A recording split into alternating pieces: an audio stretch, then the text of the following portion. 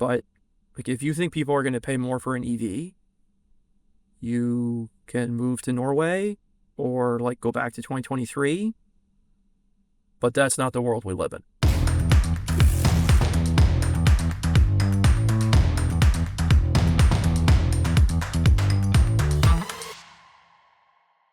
Hello and welcome back to the Plugged In Podcast, a weekly news show all about the future of transportation. I'm Patrick George, editor-in-chief of InsideEVs. And I'm Tim Levin, senior editor at InsideEVs.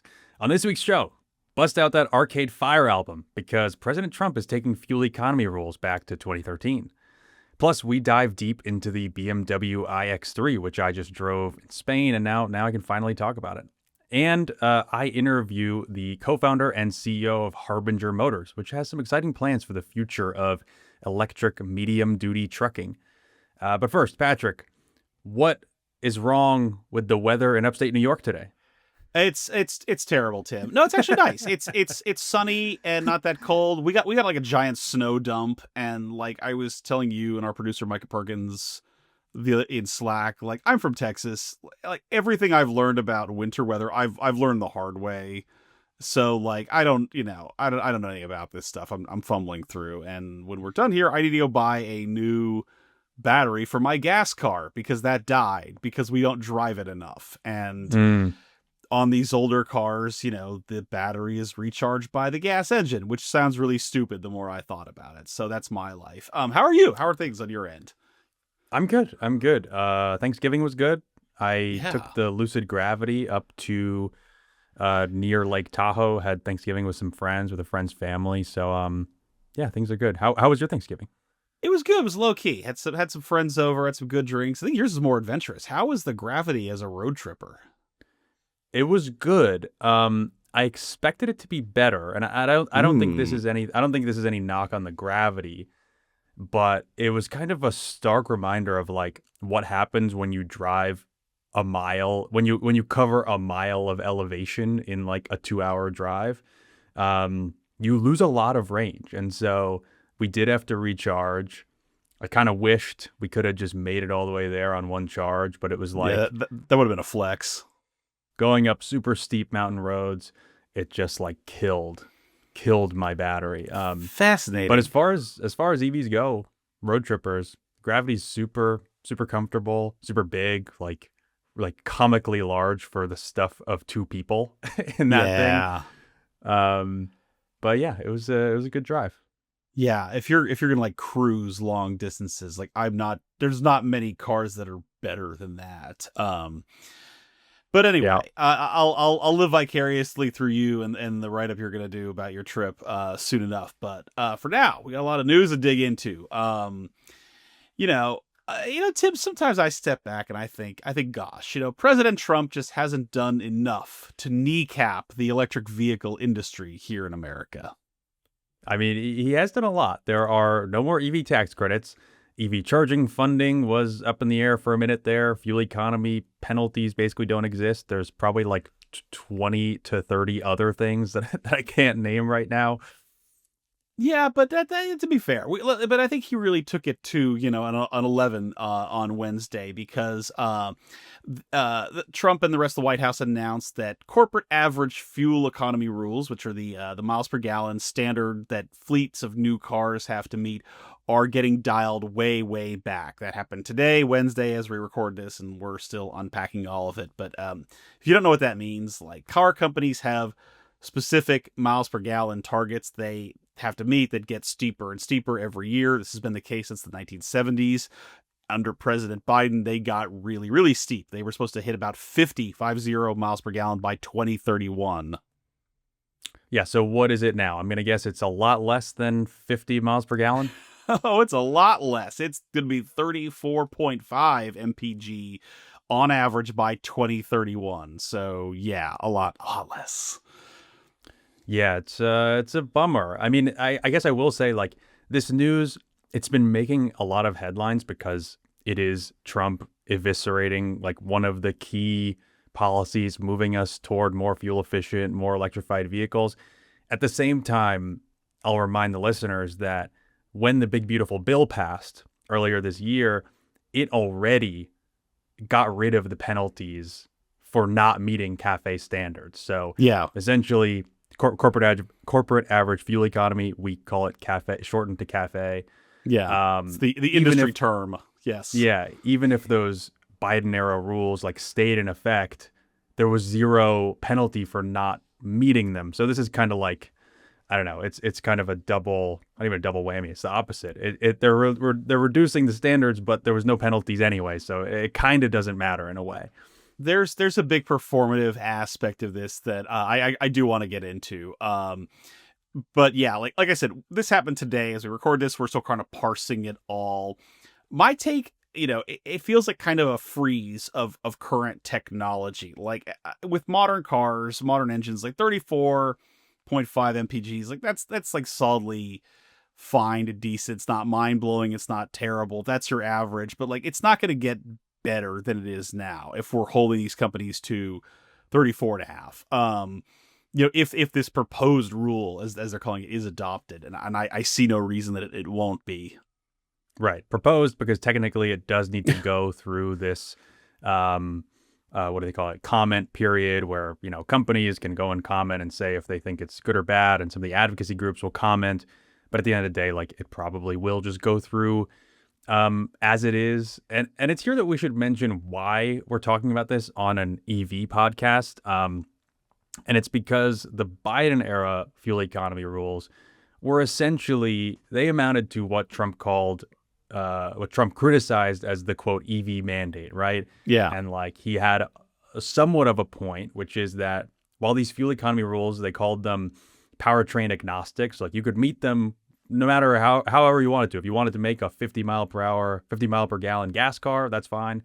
But basically, realistically, meeting the rules over the next several years would have meant selling a lot more electric vehicles, a lot more public plug-in hybrids. It would have basically pushed America to a mostly EV car market over the next several years. Yeah, it's like the rules would be so strict. The only way to meet those fuel economy rules is to not have fuel at all. And Trump in the news release, he called this like a backdoor mandate that illegally subverted the will of Congress. Because now we care about the will of Congress. Anyway, so yeah, the result of this, he also called it a. Hold on, let me find the quote. I have to search leftist in Slack, which is not something that I do a lot.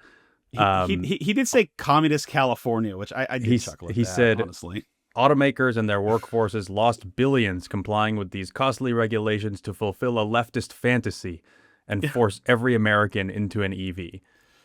So that not quite. There's definitely a performative and distorted aspect to this, because that was not the point. Yeah, great disappointment to famous leftists like Elon Musk. Anyway, so the result of this is unfortunately, like, your gas car, if you want one in the next few years, it's going to be less fuel efficient than it would have been, I think. Yep.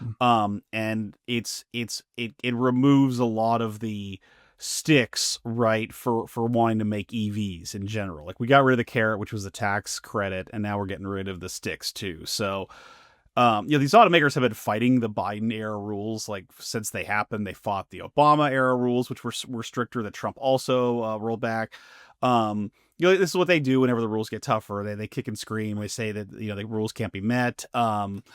And they say that the market in America isn't ready, quote unquote, to go all electric. And I mean, hindsight's 2020. I'm not sure that's wrong exactly, but like now we're not even trying. Yeah, and I mean, I guess I will mention, like, maybe you have more insight in this because you've been covering this for longer, but there's always this push and pull between the automakers and the regulators, and they like kind of kick and scream, but then they ultimately come to the point where they're like, yes, we totally agree. And so like when Biden announced these really high standards, the big auto industry trade group was like, thank you to the Biden administration for making these realistic targets. And now like 2 years later, they're like, thanks, Trump, for making these realistic targets that are so much better than the previous ones. So clearly, they always want them to be, it's in their interest for things to be more relaxed than they are currently. And just any way the wind blows. I mean, like they had a couple of executives and folks from the auto industry who were on stage. I'm sorry, not on stage, but in the Oval Office with Trump. And like those folks were with, the Biden EV summit just a couple of years ago, touting America's electric future. And now it's like, thank you, sir, for bringing back beautiful, beautiful gasoline, which the manna from heaven that nourishes us all. So it's just whatever it takes to sell as many trucks as you can that quarter. And I think it's important to note that like the reason why ostensibly the Trump administration is doing this, they are under a lot of pressure around affordability. Inflation is high, people are mad, cars are expensive. That is definitely true. And so the rationale that they give is like cars have become too expensive because these regulations are too burdensome and because fuel efficiency is making them more expensive. And we can get into like why that is probably not super true. But, the argument from them is your car had so much fuel economy technology that it was woke and expensive. Yes. So let's hear a little bit from the president about how this is supposed to make cars cheaper from the press conference today. We're officially terminating Joe Biden's ridiculously burdensome, horrible, actually, CAFE standards that imposed expensive restrictions and all sorts of problems, gave all sorts of problems to automakers. And we're not only talking about here, we're talking about outside of our country because nobody could do it. Nobody wanted to do it, and it was ridiculous, very expensive. It put tremendous upward pressure on car prices. Combined with the insane electric vehicle mandate, Biden's burdensome regulations helped cause the price of cars to soar more than 25%. And in one case, they went up 18% in 1 year. Today, we're taking one more step to kill the Green New Scam. It's part of the greatest scam, probably, well, other than Russia, and a few others I could name. The greatest scam in American history, the Green New Scam. And it's a quest to end the gasoline-powered car. This is what they wanted to do, even though we have more gasoline than any other country by far. And people want the gasoline car. They want everything. They want electric. They want to have lots of alternatives, but they do want the gasoline car. Right now, it's leading away by a lot. The car business is a very interesting business, but we want to keep it that way. Yeah, so it's not clear yet, obviously, exactly how much cheaper or if this will make cars cheaper at all. The White House estimates it as, the White House says that if President Trump had done nothing, this is a quote, the Biden standards would have raised the average cost of a new car by nearly $1,000 relative to the cost under the standards today. So there you go. That's and Reuters put the estimate at $900 a car. Yeah, that's the big savings we're touting here, folks. $900 per car. So like a couple of car payments. Like that's that. Now we have a price tag for American technological competitiveness. Which by the way, may be lost at the pump when like your car is less fuel efficient. So it's really not. I mean, like, $900 a grand is not nothing, but like RAV4s cost $50,000 for some reason now. Like this is not some transformative game changer that's gonna like put up a shiny new car in every garage. Like this is a very disappointing setback overall. And like you said, it is almost symbolic since they got rid of the fuel economy penalties already. I do think that if there wasn't this conversation, probably a needed one in America about affordability all around, and he wasn't under this pressure, like he wouldn't have had this big dog and pony show today. But in the end, it's kind of a gift to oil companies. Like it doesn't make your car that much cheaper, but it probably sure does help out Exxon's bottom line. Yeah, and I look to consumer reports to break down this kind of stuff. They do great analysis and they're super smart and also nonpartisan on this. They say it's a myth that more fuel efficient technology results in more expensive cars. And here's a really cool stat that I found. This is a few years old, but I feel like it still holds. They did this study of car prices, of efficiency over time.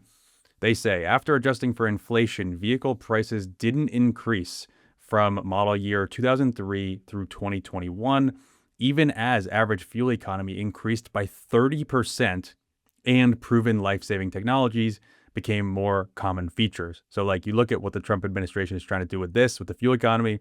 We had news last week that the Senate, some Senate Republicans were considering trying to get rid of, I think it was like emergency braking type. Yeah, auto braking standards that were going to become mandatory. And it's like, well, actually, neither of those things have apparently raised the price of cars. So, that's not like, yeah, cutting those regulations is just a bad thing.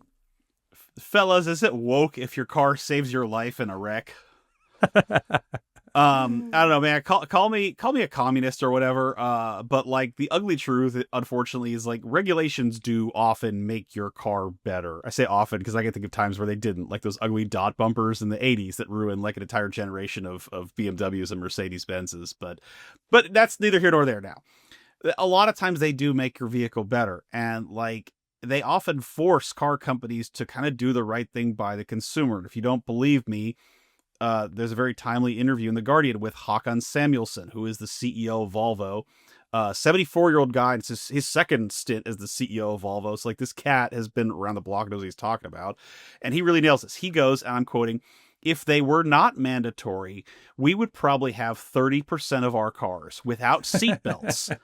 And if you consider the additional cost, we probably wouldn't have any cars with catalytic converters either, unless they were mandatory." And in that case, like the Volvo CEO was arguing against Europe backing off the gas car ban that it's planning for 2035. But it's the same kind of thing here. It's like, I don't know. He's like this is a CEO literally admitting like, yeah, in my business we got to be drag kicking and screaming to do the right thing sometimes. And it's hard to see a real upside to what happened today, which is why Tim and I are famously measured as we always are a little saltier about than normal. So yeah, we'll see. Yeah, and I'll leave you. We'll move on to iX3 right now, but I'll leave you just one other stat from Consumer Reports. So apparently, right, the White House says that this will save people $1,000 on the purchase of a new car. According to Consumer Reports, if existing policies just stayed in place over the next 5 years, no changes, people would see approximately $6,000 per vehicle in additional fuel savings over the lifetime of that vehicle. So like, you're just going to buy more gas under the current rules. If they weren't changed, you would be buying less gas. It would be cheaper to own a car, plain and simple. Yeah. This sucks, and I hate it. Let's turn to a car that doesn't run on gas.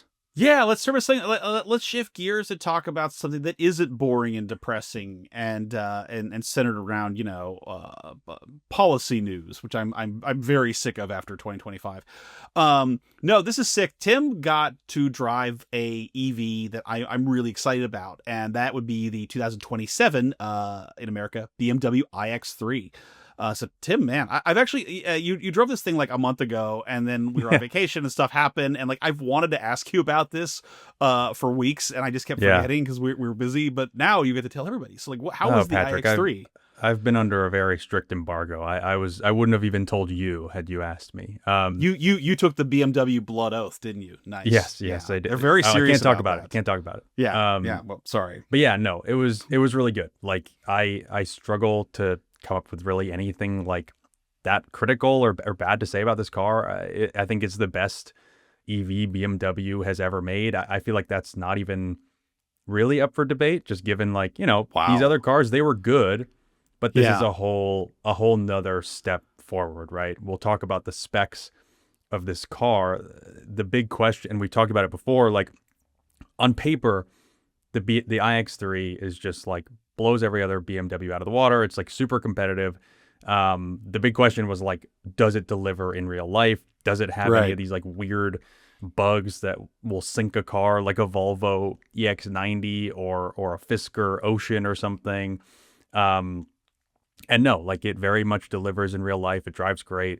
And I was overall super, super impressed by it. I'm actually glad you brought that up because like, with a lot of these new EVs, like they're really dogged by software issues specifically out of the gate. Like I don't care if you're a startup or if you're like Volvo and you've been doing this since always. like whenever these like first drive launches happen, like, and I saw this with General Motors, Max saw it with Volvo, like we've seen it with like Lucid, Rivian, etc. Like there are software bugs and issues at the outset. And then a lot of times, like they continue to the production car. And if you're like that unfortunate person who gets it the first model year, you might be in for some pain. But you saying like there weren't any bugs that you knew about or saw, like that actually says a lot about BMW's software provenance here, and like in a good way. So Yeah. I'm glad to hear it wasn't like a mess like some of these things have unfortunately been. Anyway, I did some context. Like this is a super important car for BMW. This is the first car on the Neue Klasse platform, built from the ground up for EVs, and that's going to underpin a lot of other cars, including the i3, the 3 Series sedan. Neue Klasse has 800 volt electric architecture and 400 kilowatt fast charging speed, so that's really fast by current standards here in America. And on the iX3, it's good for about 400 miles of range, which is really impressive. Continuing, this gets a 108 kilowatt hour usable battery, so on the bigger side. It's good for 463 horsepower. But here's the best part, man. The dual motor launch car will start around $60,000, 60, which is crazy, right? Yeah, and I mean it's hard because like, am I going to buy a $60,000 iX3? No, like I would not call it cheap or affordable for most people. But considering the price premium you've had to pay for an EV in the past, considering what a gas-powered X3 costs, which is like in the low mid 50s, like this isn't that much more than that, and it's a lot better in all the ways that we know like EVs are just better. Yeah, that was nuts. So like when I first saw this thing in Germany at a reveal event, they didn't let us drive it then, but we were all really impressed by it, and I was like, oh man, this is a really great BMW EV. Yeah, shame it's going to be $85,000-$90,000, and like my jaw hit the floor when they told me the price, and it's like, no, like go way lower than that. Like it's it for the specs that you get here, not being that much more than a gas X3, or keep in mind that, like, and this is silly, right? The average new car in America now costs 50 grand. Okay, we're talking 10 grand more than that for like one of the like most high test, high spec EVs this country's ever seen. Like this is a good deal. And then there's a single motor rear wheel drive version coming out that'll be in the $50,000 range. So that's really impressive, I think. Yeah. And I mean, and I think what's important about it, and this was kind of like what I got into in my review and what we've talked about today, is like, this is what the EV space needs, right? I think for a long time we would say like, well, another premium EV, like who cares? Expensive spaceship. Right. But in the market now, like we have seen, without tax credits, without the fuel economy rules, without all the like early Tesla buyers who are ready to line up for like a Model X, no matter what the price, these are the kind of cars that the industry needs, that the market needs, that people are asking for. Is like, well, it's really good at what it does what it's supposed to. It's a great price. It's a better product than a gas car, and that's kind of what this is. And there's a small list of like new upcoming EVs that I think might fit into that, like the Rivian R2, these kinds of models that'll really like expand the market. And I think the iX3, at least for my short like couple of days with it, it's kind of one of those cars. Yeah, it's not something you're getting because you got some sick lease deal or because of tax credits. Like you bought it because like the price is good, about as much as a gas car, but like better all around. Like that's where this whole space needs to go. So the important thing is a BMW, right? So how does it drive? Yeah, I think it drives great. It was super smooth, like soaked up all these bumps on I was in Spain, south of Spain. My job is very hard. I think, as you know, my life can be very hard. You got my wine shopping list, right? When you went off to that region of Spain, it was a pretty big list, you know. Yeah. When do I get my crate in the mail? I'll Venmo you later. I'm good for it. It was super smooth. I think in a world of the EV BMW, not the wine. Yeah. Yes, both. No, the BMW. In a world where EV crossovers are generally just like kind of heavy and like kind of lumbering, this drives, I think, like a BMW should. And you know, to their credit, like BMW's other EVs also drove really well. This is kind of just like that. The one thing I would call out though is like the way that this car stops, and this is going to be hard to maybe explain, but the way that it brakes is maybe even more impressive than the way that it goes. You do not feel it come to a stop. You let off, you let the regen take over, or you hit the brake and that activates the regen. And like you literally don't feel anything from maybe 5 or 10 miles an hour down to 0. It is just so smooth. You don't Wow. get that tiny little jolt at the end that always tells you like, okay, I've stopped. I think if your eyes were closed, you wouldn't tell that it had stopped at all, which is kind of an amazing feature to find in like kind of a, mid-tier like luxury crossover. This isn't like a Rolls Royce or like a Bentley or something, but Yeah. that's what it feels like that feature should be in. That's nuts. I remember talking to the engineers at that event I was at a few months before you. They're like, we put a lot of work into like how the electrical system drives like the handling gizmos here. So it sounds like they succeeded. Yeah. For lack of a better terms, but it's been a long day. Yeah.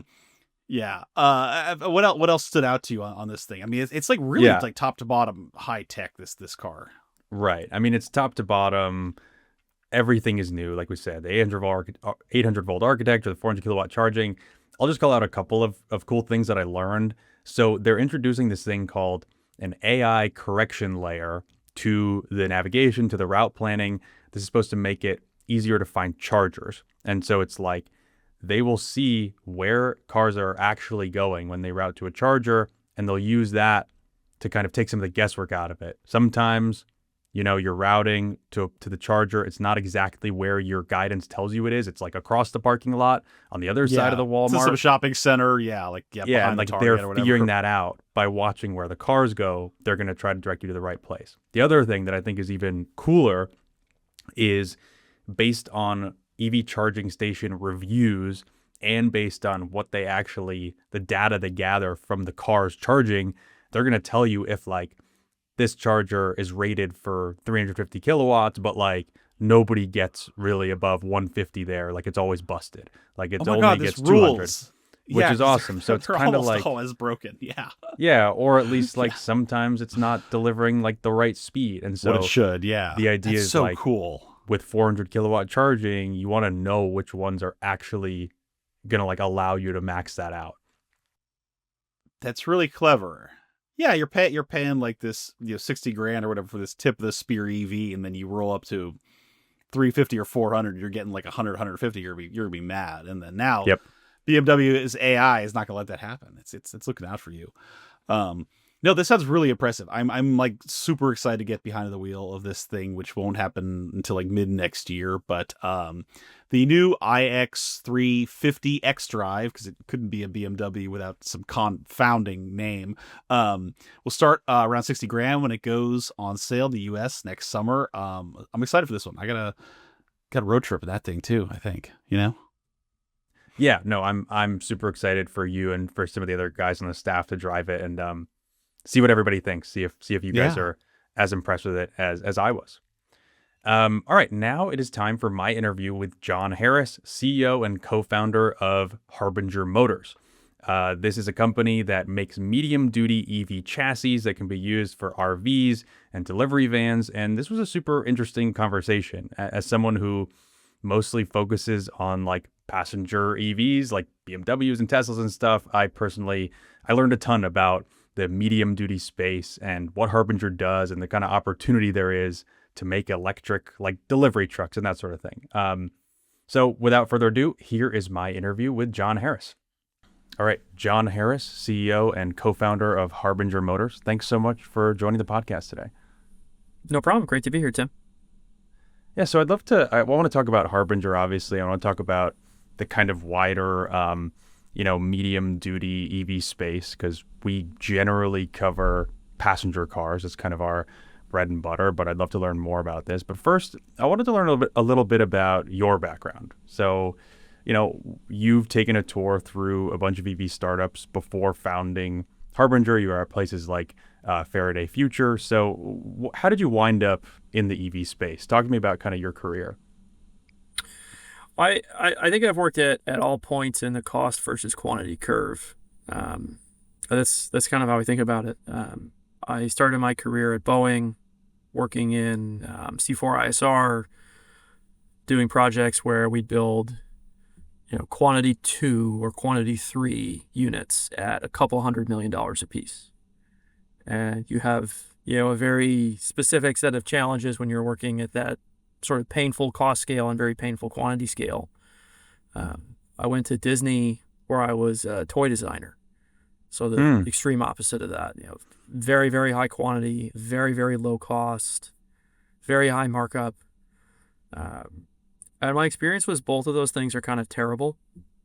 Like when you're out at the extreme edges, it's an unpleasant engineering challenge. And I'm an engineer. Since then, I've worked in primarily automotive, but also in defense, but at a lower cost point in defense, leading Anduril's flagship product. And I've just found that when you're working at this like $50,000 to $250,000 price range per unit, you can do a lot more. You can sort of build great products. You can use the right processes. You can spend the time to build, to engineer products kind of all the way to the limit to really extract every possible bit of value as far as customer experience, price point.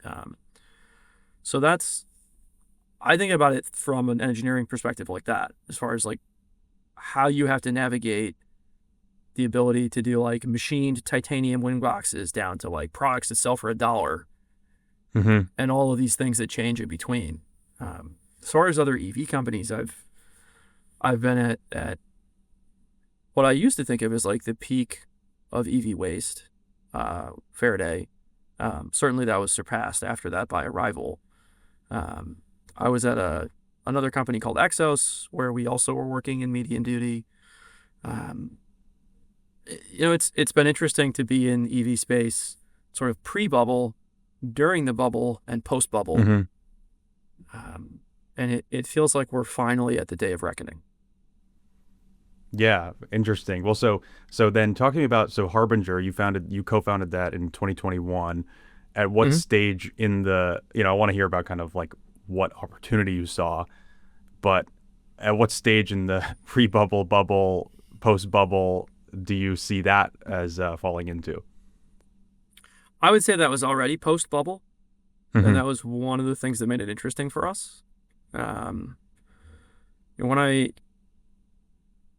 to my start in EVs was at Faraday, which was pre-bubble, early bubble. And I was there as an individual engineer, right? Not in a company leadership position, but saw a lot of the challenges when you have leadership that makes sort of absurd requirements choices. Everything about the Faraday vehicle and company is all sort of insane, which has been widely reported on. I went to Exos in large part in response to that, because I looked at the challenges of electrification and said, like, my God, why aren't we focusing all our effort on medium duty? Like, this is the place where electrification makes sense. I eventually left to go and take an early leadership position at Anduril, mostly because I just didn't think we were approaching the problem the right way at Exos.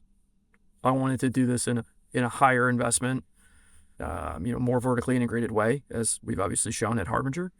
But I always thought that was the right market. And I really joined Exos out of a conviction in this market. The whole time I was at Anduril, that was really like EV peak bubble, sort of 2018, 19, 20. And I was watching and thinking, I wonder who's working on medium duty, because this opportunity is so obvious. It's so untapped. There's such a lack of competition. There must be someone out there doing this. Like, it can't really just be sitting there uncontested. And like year over year, nothing was happening. You had what I think of as the joke companies, Elms and Bollinger and all of these people that were never really going to make a product were working on it. But I was looking for the serious company, like who's actually going to solve this problem, and it was no one. So in 2021, we decided to start Harbinger almost out of a frustration that like there wasn't anywhere to do this, to solve this problem. Because like I said, this is the most obvious problem to be solved in electrification. This is the place where electrification technology fits most naturally. More than the Model S, more than the Model 3, more than a Semi. This is where our efforts should be focused. And we started the company because like no one else was seeing it that way.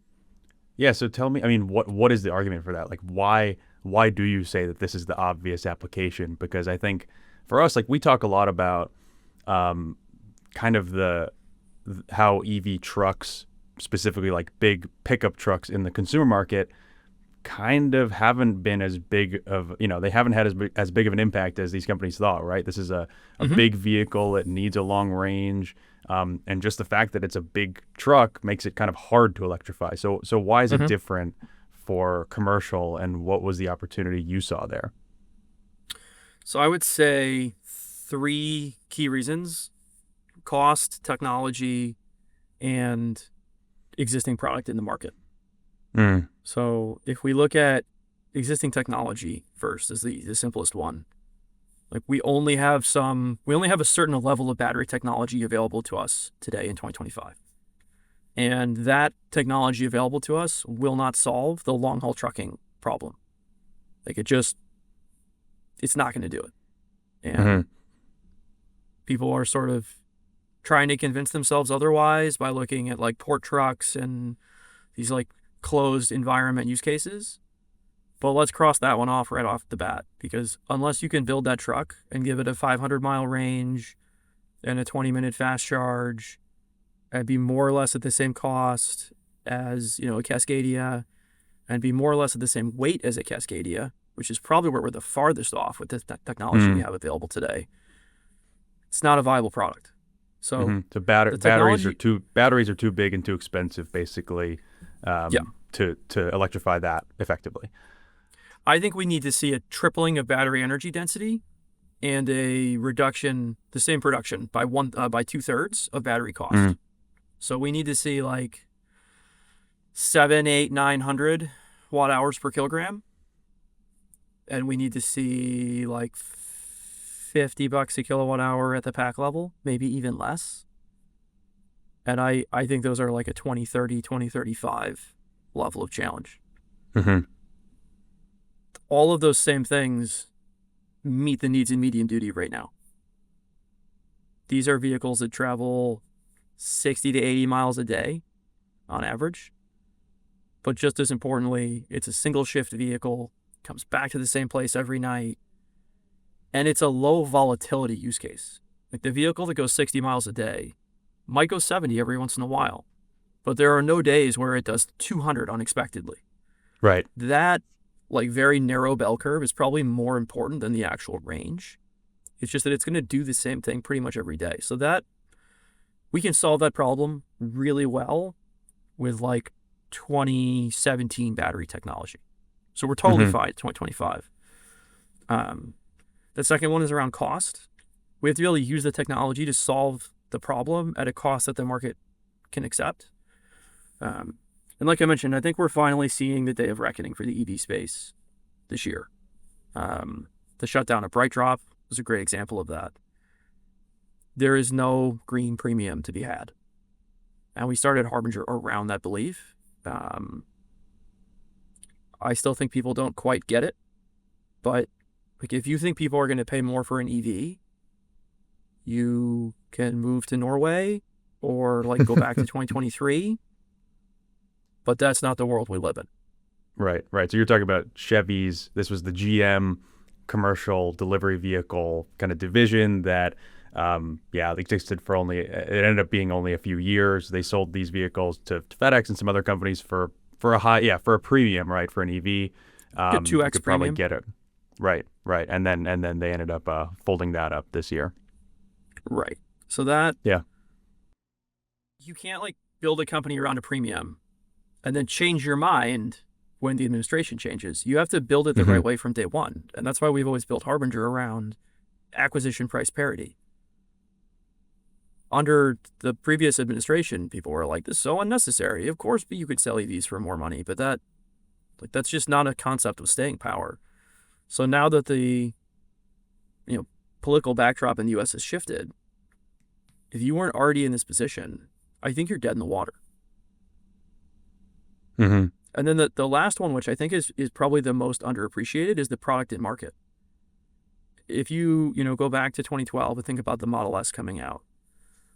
When the Model S came out, you could buy a Model S, a 911, a Panamera, 760i, some like pretty compelling SL series Mercedes, all for the same amount of money. And the challenge is that they had to make the Model S be a better car, which I think they did. Back in 2012, like Model S was revolutionary. The screens, the navigation, the just overall driver experience was so different that, like, sure, it was the best EV, but the other EVs in the market were garbage. You don't win a prize for having the best garbage. That was the best car you could buy then, and so people bought it.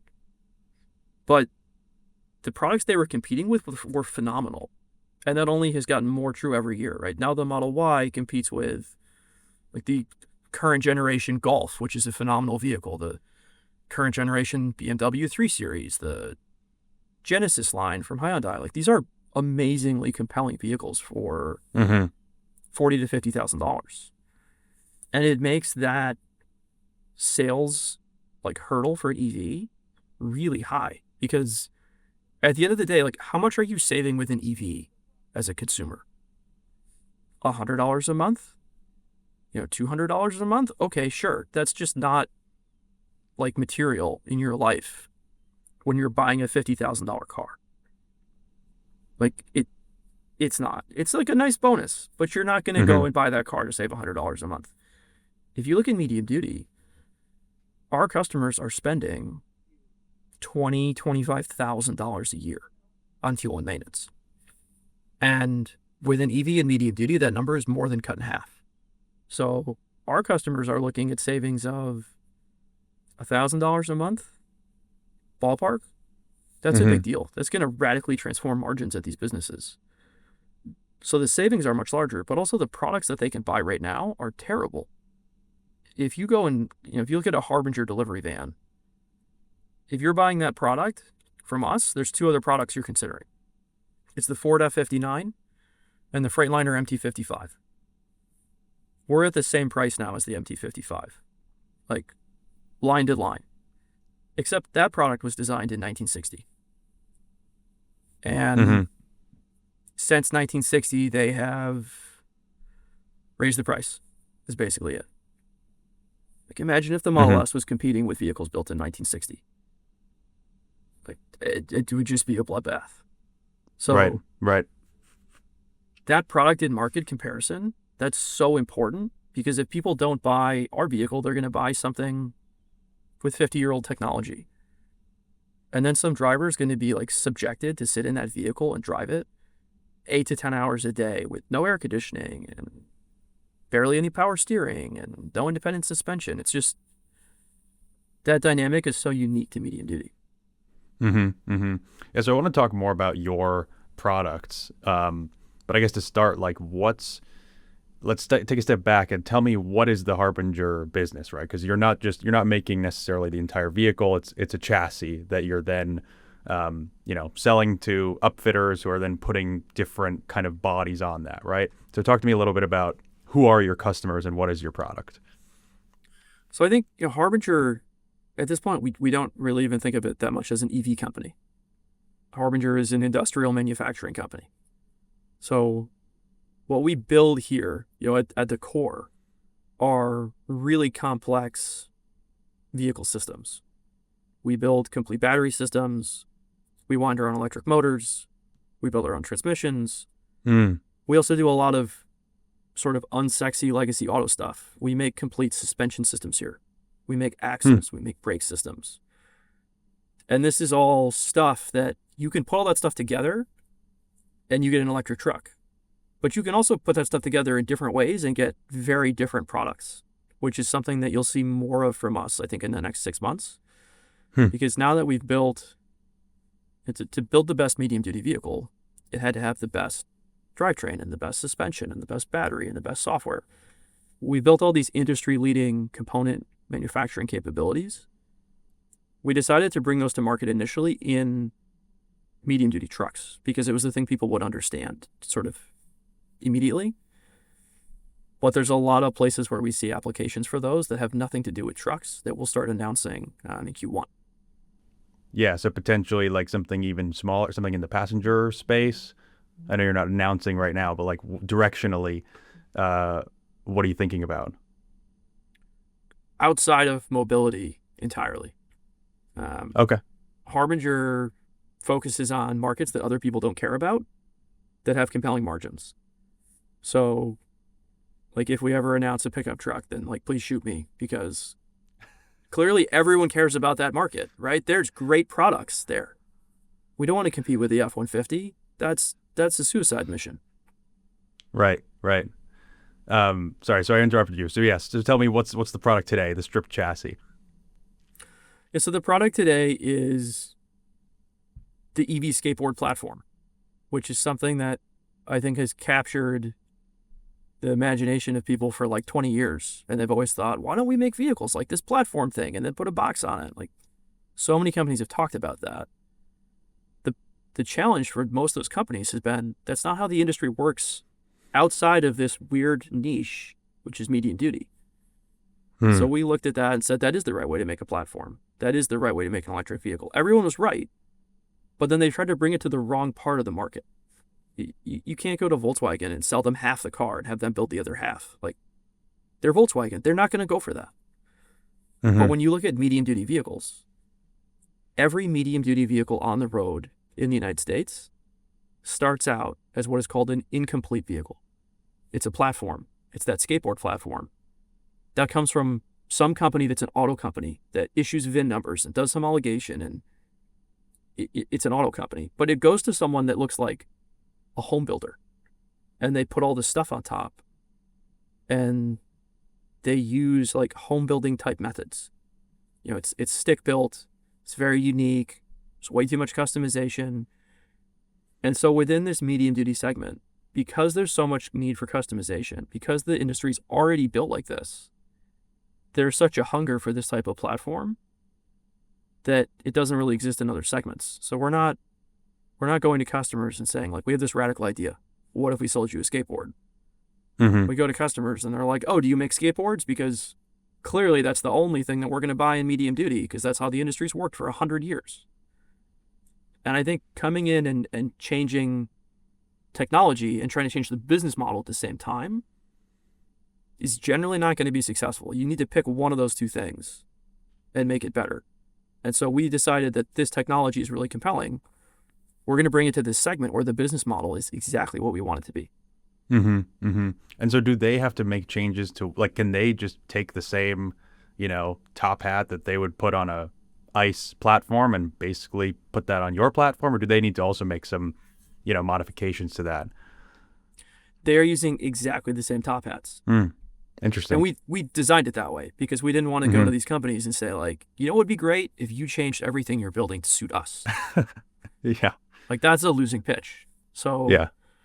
With the earliest platforms we built, the way that we turned our platforms into vehicles is we went out and bought used Ford delivery trucks, secondhand, took the bodies off and put them on Harbinger platforms.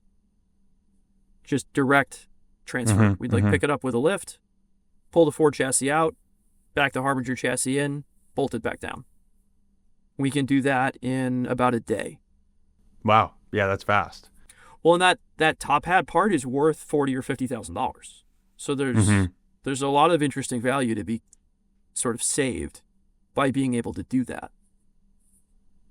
Right. So what are the different applications? You mentioned like a delivery truck, like if somebody imagines like a FedEx type truck, which FedEx has placed an order for some of your trucks. What are some of the other applications? So when you think about overall vehicle form factor, the platform that we build today is called a stripped chassis. So it's a flat top skateboard. It doesn't have a cab.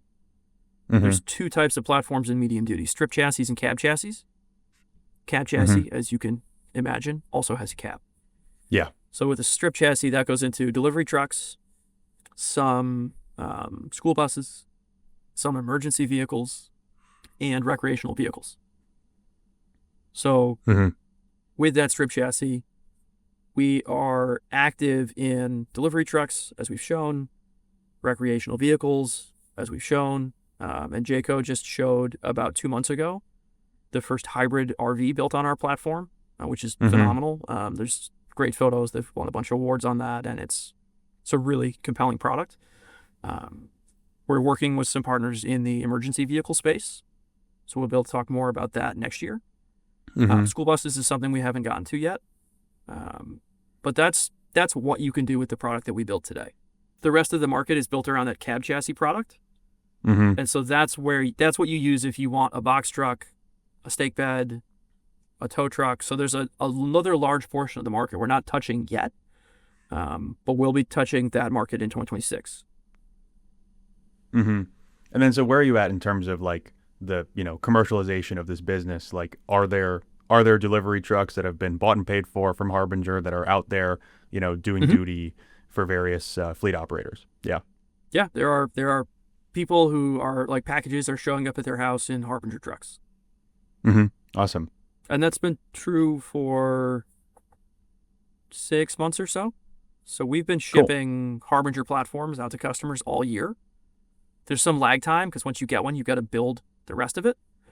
But they've been in the like out in the world generating revenue for operators for about 6 months now. And so what is why should a business buy an electric truck, right? What's kind of the elevator pitch that you or maybe some of these other companies are giving to say, this is why, you should electrify your business? Massive operational savings and huge improvement in driver experience, driver comfort, driver safety, driver fatigue. So we like that because there's sort of like the drivers aren't the ones buying these trucks, right? The drivers aren't picking the trucks. The drivers are maybe negotiating for which truck they get to drive on the lot, but that's probably the best we can say there. But we spend a lot of time making a very driver-focused vehicle because there's such a shortage of drivers. So even though the drivers aren't the ones buying the trucks, we think there's a lot of value for the fleets in having the most comfortable truck available, because we think it's going to help them hold on to those drivers longer. And what we've seen is that as vehicles have gone out to people like FedEx, people like Bimbo, the drivers come back and they're like, I would like to only drive that truck now because it's so much more comfortable. So that's the driver side, but the cost savings part is just, if you're involved in the delivery, any sort of delivery business, whether it's consumer facing, parcel, whether it's business facing, bakery, linen, the vehicle is about half the cost of delivery. So it's about 50%, 50 to 55 vehicle related, and the other half is driver related. Driver related part, it's nothing we can do about that, right? The cost of everything keeps getting more expensive, which very much includes blue collar wages right now. But on the vehicle side, we can cut all your vehicle costs down by 50 to 70%, sort of depending on how long your routes are. So what we've seen in real world parcel routes is our operators are capturing about a 70% savings on fuel. And that's wow. People are spending $2,000, $3,000, $4,000 a month on fuel in this type of vehicle. So, in California, that's at the top end. In other states, maybe it's at the bottom end. But right. The real world number we're seeing is about 70%. And for a business that makes its bones delivering stuff all day, every day, like fuel is everything, right? Yeah. Right. That's huge. That's like that can turn these businesses from like it's just barely worth being in business at all, single digit margins, up to much more interesting double digit margins. And as someone who has spent years working at a business with single digit margins, by which I mean Boeing, I don't recommend that. It is a lot more pleasant to be an employee at a business with double digit margins. You mentioned something earlier that was really interesting about the cost of the vehicle, that you really were focused on making this something that a customer could buy for about the same amount of money as the combustion equivalent, which I feel like in the EV space is kind of unheard of. Like, it sounds impossible. So tell me a little bit more about, like, how do you manage that, given that, yeah, like we said, batteries are expensive. I mean, that's kind of the big part of it, right? Like, how do you manage creating a vehicle that's the same price? And I guess to push back on that a little bit, like anybody could say, I think a critic could say, well, you're a startup, you're not making money yet. I would imagine you're taking in funding. So are you just pricing it? Are you just pricing it at a low point and kind of losing money on them? So, two different pieces there. So the fun, like your reaction there, it sounds impossible to make an EV at a lower cost. I feel like that just represents this incredible success of lobbying and market positioning and like thought capture by the big three. Because you know a lot about EVs. Yeah. Your reaction should be, of course they should be cheaper because they're 80% simpler. There's almost no moving parts. There's way less regulatory stuff. There's no exhaust and after treatment and all these things. And like the industry has successfully convinced you, an expert, that should be really hard. And I look at that and I say, this should be like, of course they should be cheaper. They shouldn't be the same price. They should be cheaper. It's a simpler product. Of course it should be cheaper. That's fair. Yeah, the batteries, but that's not what we've seen so far, right? What we've seen so far Correct. is EVs that are more expensive. Yeah. I think there's places where that's just also in alignment. Like I think the Model Y, it's like a little bit more, but it's pretty close. I think the Hyundai Ioniq series, Sure. pretty in line. It's a lot more doable with like a $50,000 passenger car than a $30,000 passenger car. But Right. there really are no $30,000 passenger cars left in the United States, so maybe that's irrelevant. I mean, if you approach the problem with a desire to actually solve the problem, you can make a cheaper EV. If you bring the same scale of investment, the same scale of manufacturing, the same scale of supply chain that you're bringing to an ICE product, it can be cheaper. And that's how we've approached it. Like, we're not buying battery packs because no one's buying engines and putting them in their ICE vehicles. Right? If Ford was buying all the ICE engines from GM, we would be like, are you joking? Then let's all go buy cars from GM. Why would we buy a Ford in that case? But like Ford's not doing that. They make everything in the F-150 and they have the best product in that segment as a result. But people have to approach EVs the same way. Instead, everyone's approached it with what I call poverty of the spirit. They've come in with like a preparation and almost a commitment to failing. And unsurprisingly, then you fail. So we built the whole company around doing it this way. If it's not the same price, it just like, what's the point? Yeah, and I guess, and like you say, the vertical integration sounds like a big part of that. Being able to control all of your inputs, make everything exactly how you want it, not rely on suppliers. You also have to be really disciplined and not put like every possible feature in the vehicle because it would be fun. I think that's something that certain larger EV companies have struggled with. Tesla's very disciplined on this, right? Not putting an instrument panel on the Model Y. Like what a fight that must have been internally. I can only imagine all the engineers being like, "This is bullshit. We have to have we have to have an instrument panel. What are you thinking?" Yeah, but then you sell a couple million of them, and over time it works out great for you. Right. I'm sure Elon was like, "You're wrong. We can't afford it. We're going to do it the way where the product makes the right sense." And we've approached it the same way. So yeah, that idea of like, well, we're just selling everything at a loss. We're not doing that. Our product is priced at a price point that is sustainable for us. So you also mentioned earlier the hybrid. I just got a couple more questions for you, and then we'll let you go. This has been really fascinating. You mentioned the new hybrid, and this is as far as I can see, it's kind of what we call an EREV, right? An extended range electric vehicle with a gas generator that's extending the range of the battery pack.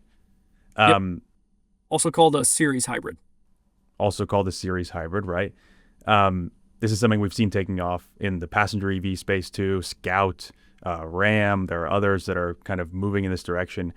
Did you expect to do this when you started the company, or was this kind of a later addition that, as other companies, you saw the EV market, you saw maybe some hesitancy, saw the kind of resurgence of this technology and thought, yeah, that actually makes a lot of sense for us.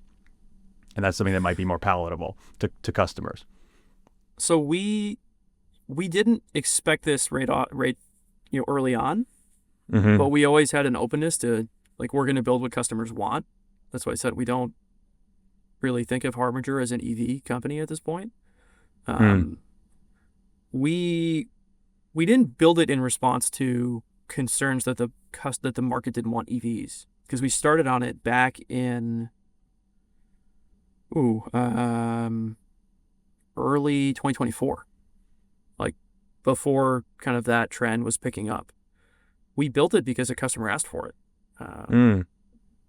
Thor came to us and said, we'd like a 500-mile range. And we said, like, are you sure? And they said, yes, we're sure. We want that. And we said, like, okay, well, we think an EV is the wrong answer. Right. And Thor being the motorhome RV company, right? Right. So we said, an EV is the wrong choice then. Let's do a hybrid together. We could build a 500-mile range EV, but it would be a terrible product. It would be, like, crazy expensive. It would be really heavy. I just, like, no one would be happy with that product. So we looked at the requirements and said, well, the right way to solve this is with a hybrid. And it really comes back to that volatility that I talked about earlier with the use case. If you're going to go 500 miles every day, sure, we make a 500-mile range EV, because you're going to have enough fuel savings to pay for that vehicle. But if you are going to go, like, 500 miles once every 5 years, and then 75 miles a day, which is kind of how an RV is used. Yeah. 500 miles of battery is, like, a terrible, terrible use of batteries. So the idea with the product is give people enough electric range so that, 9 days out of 10, they're driving an EV. And then have that range extender so that every once in a while, when they really want to go farther, they can just get in and go farther, and they don't have to go through the, like, painful planning process of, like, let's find all the coffee shops and have the chargers and, like, schedule the meals, and because that, like, that's not really the experience people want. So I think the place where that's been really popular is China. Like, you mentioned some products in the US, but the thing is, none of those products are real yet. No. Yeah. China's where it's the only place where it's really has any kind of meaningful market, and they're pretty popular there. Right. We found that that's showed up in interesting places. Like, no one has ever certified a hybrid in the United States heavier than Class 2. It's never been done. So we spend a lot of work with the EPA and CARB, kind of working on that collaboratively and building the whole roadmap and how to do that.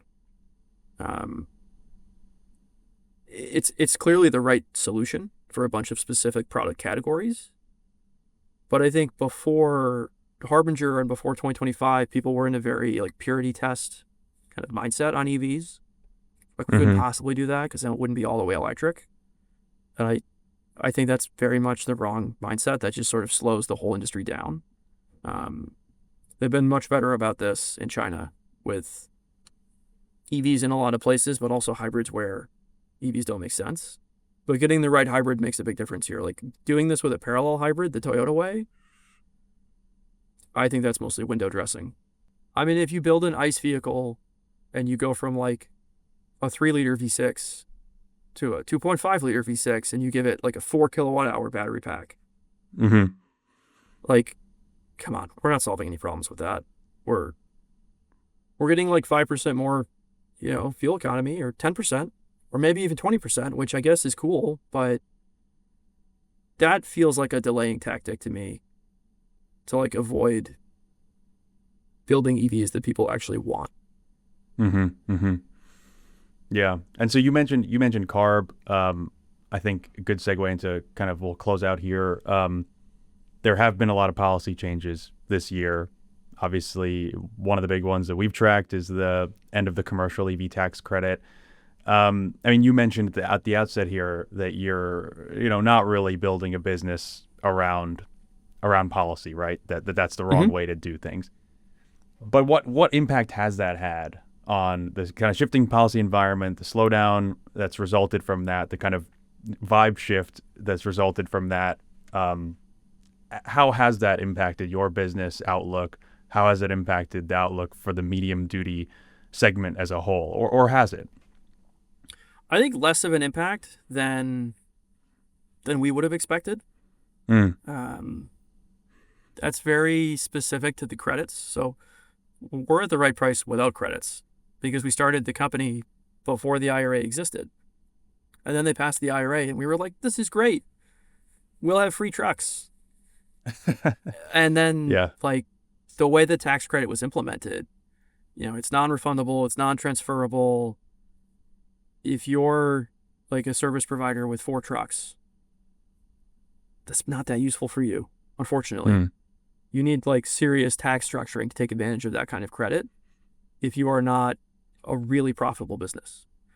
But there was so much noise in the environment around how the credits worked and whether or not they were real and whether or not they were going to go away, that what we saw over the last, we've only been shipping vehicles for a year, right? But for the last 2 years, while we've really been in those sort of delivery conversations with customers, for the most part, people just didn't care about those credits, which was very painful to me because I was like, there's $40,000 on the floor.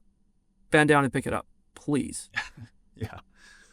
And people were like, no, that money's not real. I was like, but why don't you pick it up and see? And overwhelmingly, people's answer was like, no, I refuse. It's not real money. And they're not totally wrong. It's a tax credit. It's not point of sale. You don't get it right when you buy the vehicle. It's not refundable. So like those customers weren't crazy, but it was still real money for a lot of people. So there's just, as we've seen in the US, like we can't handle nuance in 2025, and commercial vehicle credits require like way more nuance than is going to get in the door in this environment. So when they went away, everyone was like, aha, we knew those weren't real all along. We're glad we stepped over that $40,000. And we're like, okay, you're right, I guess, sure. But the effect has been that no one was really counting on it, so now no one's missing it. But the overall, like, temperature shift in the industry now, or in the buying side of the industry, is like, well, there's no credits. People aren't twisting our arm to buy EVs. So why would we pay more? And for that, it's the best possible shift for us because we're like, of course, you shouldn't pay more. Why would you do that? And as soon as you say you're not going to pay more for an EV, there's no one left in this market besides Harbinger. There's just no one close, which is exactly how we wanted it to be. Cool. I think that's a great place to end it. John Harris, CEO and co-founder of Harbinger Motors, thanks so much for joining us today. Really appreciate it. No problem. It's great talking to you, Tim. Great stuff, Tim. Thanks a lot. Now it's time for Plus Minus, our segment where we talk about who's up and who's down in the EV world. Tim, who you got for me this week? I have a plus, and it is the next generation delivery vehicle. This is the new mail truck that's replacing all the decrepit old ones. And I actually, there's been a few news articles recently saying that this electric replacement to the old mail truck, to the Grumman, what was it called? The Grumman Long Life Vehicle, LLV. Yeah. And it was, let me tell you. And it was. It earned that name by the end. That this is finally like rolling out to streets, that there are going to be thousands of these things on the road, delivering holiday packages just in time for the holiday season, which is cool. And I also actually saw one in real life. The other day in California, I was charging, and BB, my wife, was inside the car, and she started pointing. She was like, look, look, look. And I was like, what is it? And I turned around, and it was one of those things driving down the road. I couldn't run over to it quickly enough to get a picture, but they look so silly in real life. Like these things, it looks like it is straight out of a cartoon, and I'm very excited to see more of them on the road. Yeah, it's cool they made it look as insane as like the old mail trucks did, which like is so ubiquitous in America. You just don't even give it a thought. To that end, fun fact: I learned recently, like the old mail trucks, the ones they're phasing out, that is powered by the Iron Duke, which is by some accounts the worst engine General Motors ever made, but also like the toughest. And it was just this like boat anchor of a 4-cylinder engine that was like horrible on power, but man, it could take a beating for decades. And they started making it in the 70s and then like phased it out in the 90s, and then the Postal Service mail trucks kept it going another 30 years. So our salute to the Iron Duke. I don't think it'll be missed, certainly from an emissions or performance standpoint, but you know, it's one tough bastard, that thing. Anyway, my plus this week, aside from the Iron Duke, is BYD's flash charging. I had a story over the weekend. We got a tip that BYD is actually hiring a bunch of people in Europe to build out its 5-minute megawatt charging infrastructure, and that was the thing I saw in China earlier this year, and I found it to be really, really impressive. And you know, like you watch the car go from like 10 to 60 in just a few minutes or something like that. And they're going to be building out in Europe. It's not just going to be a China exclusive thing. They're hiring people to do it.